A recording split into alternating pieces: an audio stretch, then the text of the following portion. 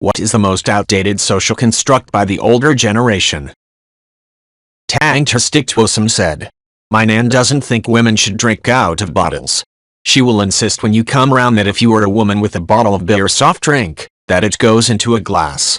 Just women though. It isn't ladylike apparently. Birdopotamus said. My grandmother would not put anything on the dinner table with a label. Catsup, mustard, salt, pepper, salad dressing, etc. Everything was placed in a small bowl or other proper dispenser. Watching Insolence said. My dad calls it catsup whenever I call ahead of my visits to find out what he needs from the grocery store. He's 70 and doesn't drive anymore. But whenever I take him and my mom out to a burger place, like Reed Robin's or Ruby's, he asks for ketchup like a normal person. It's annoying as hell. Reed Clementine said. That saying no problem or something in a similar vein is somehow ruder than saying you're welcome. This is something I've had elderly family members mention a few times and I genuinely do not understand it. Harmonic 7 Eventh said. I was actually taught the exact opposite when I worked at In-N-Out Burger as a kid.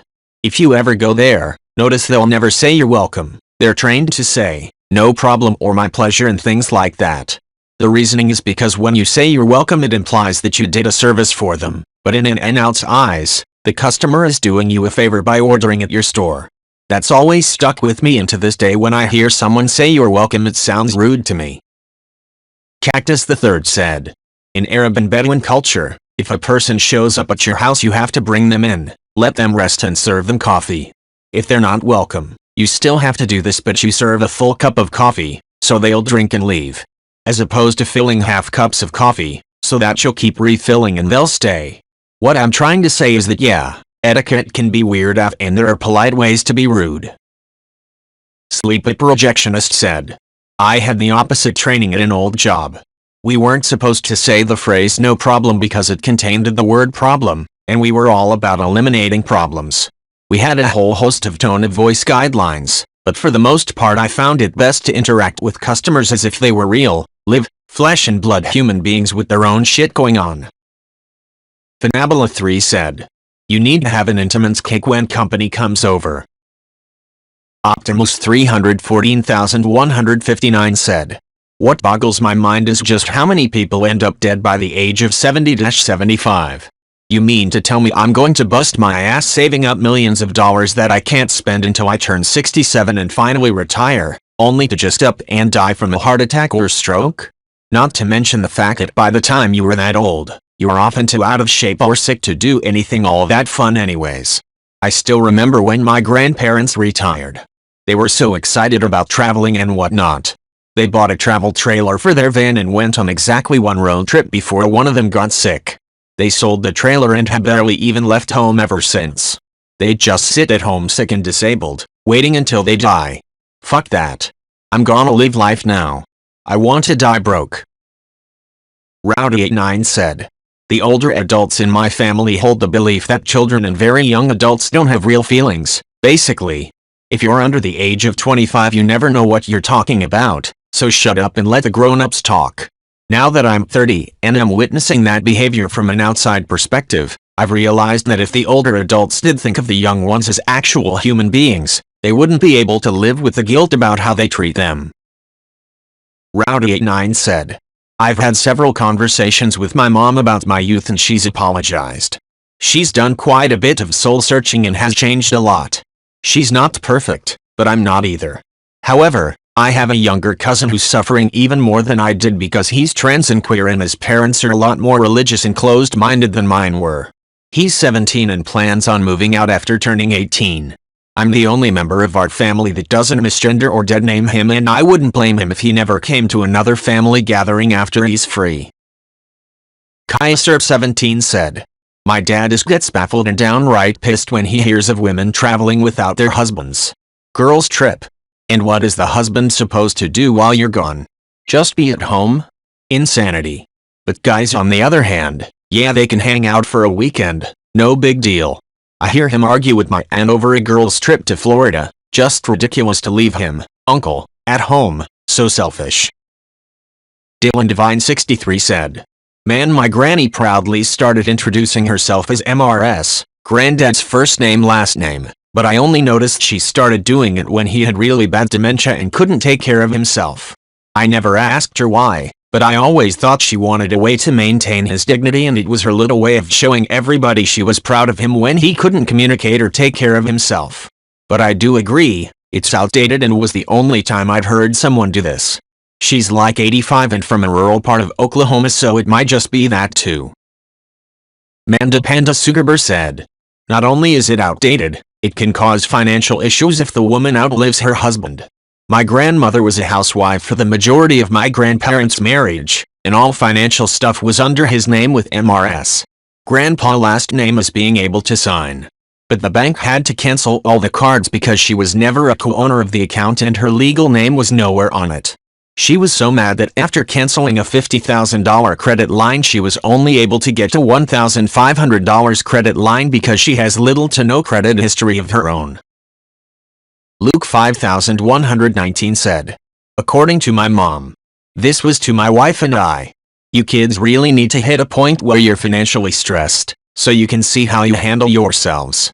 I.e., your father and I struggled financially most of our lives, and I want you to do the same. It will toughen you up.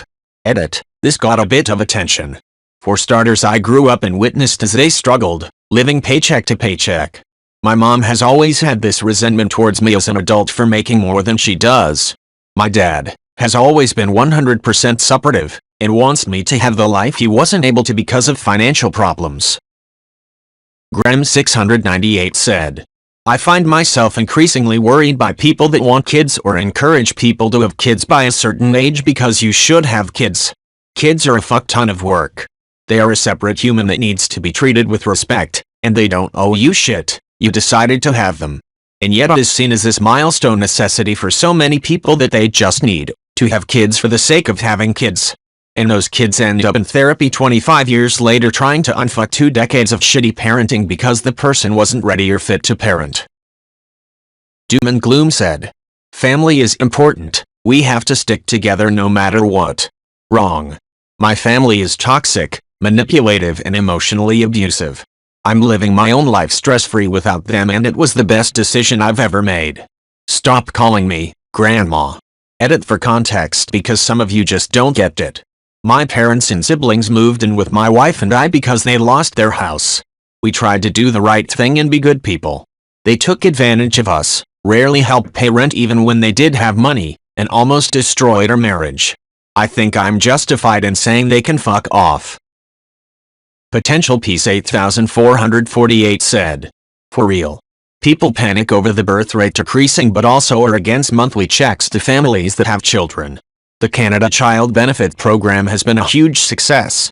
Each month families get around $1,200 a month, no strings attached.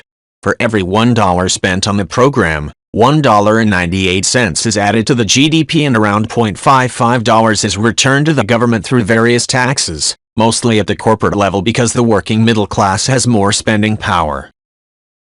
Funk Monster said, I am actually working when I'm home during the week. I'm definitely only working like 5 hours a week while I've been home over the last year, although I don't remotely feel bad about it. Why?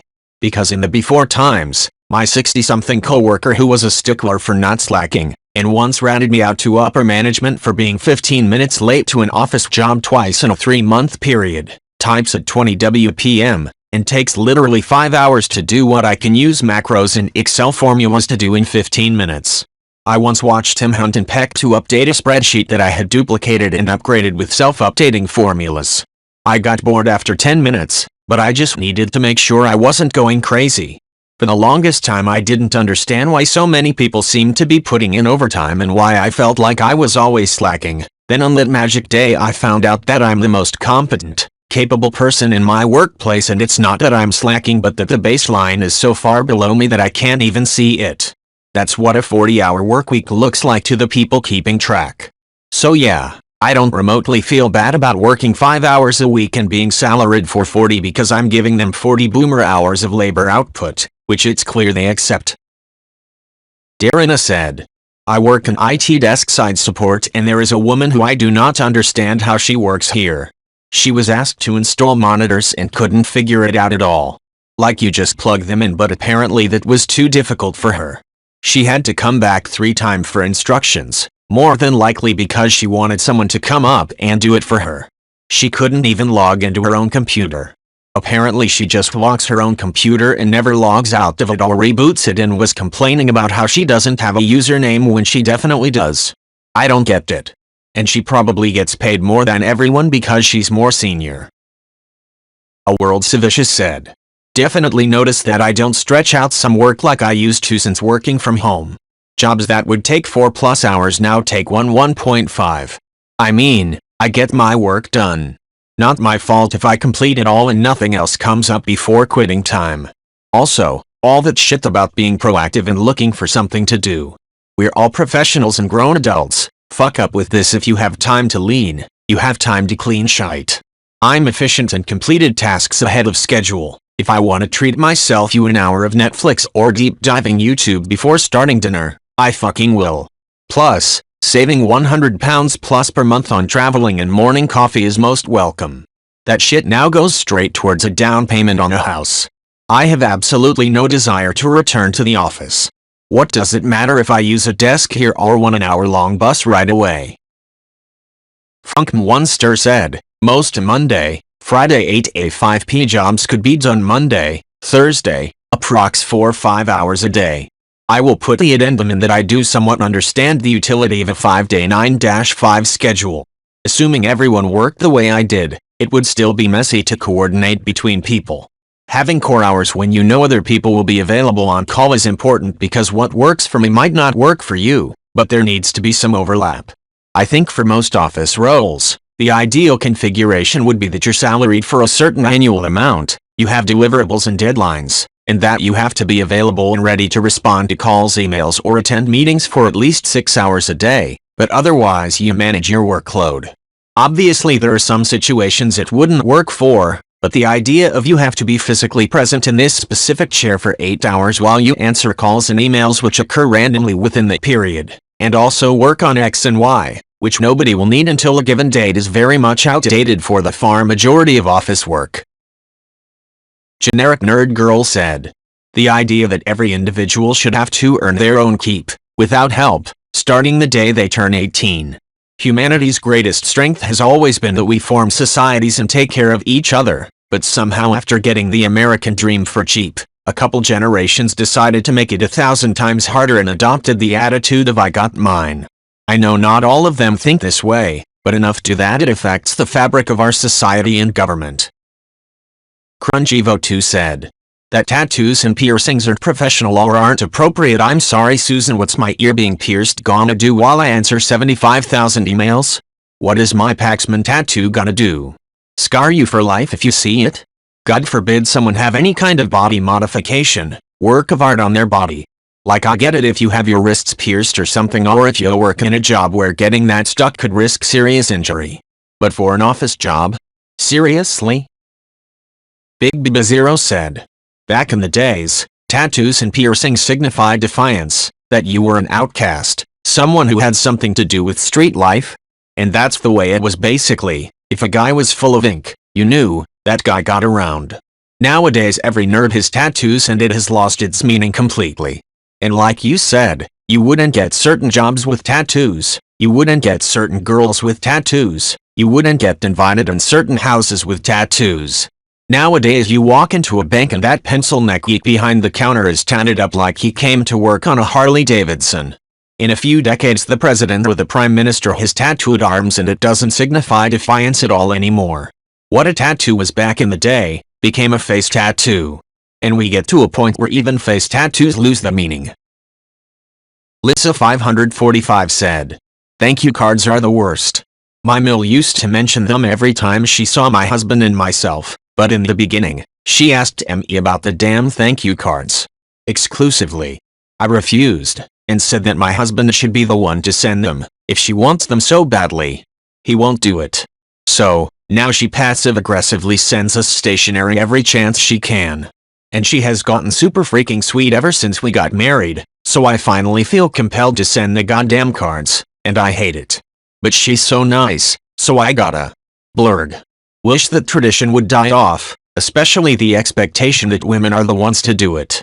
Hell nah. You want your son to write to you, help him enjoy writing. Don't put it on your son's GF, at the time. Miss Murphy's Law said, my uncle hasn't spoken to me in 16 years because I never sent him a thank you card for a jacket he got me for Christmas.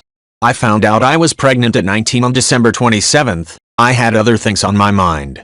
I tried to apologize to him at a family funeral in 2012 and he yelled at me in front of everyone in attendance, I don't want to talk to you. I have nothing to say to you. You're the biggest embarrassment in the entire family. I was working 50+ hours to afford my 6-year-old kid in a 2-bedroom townhouse when he called me an embarrassment. Meanwhile he was in his 70s yelling like a moron.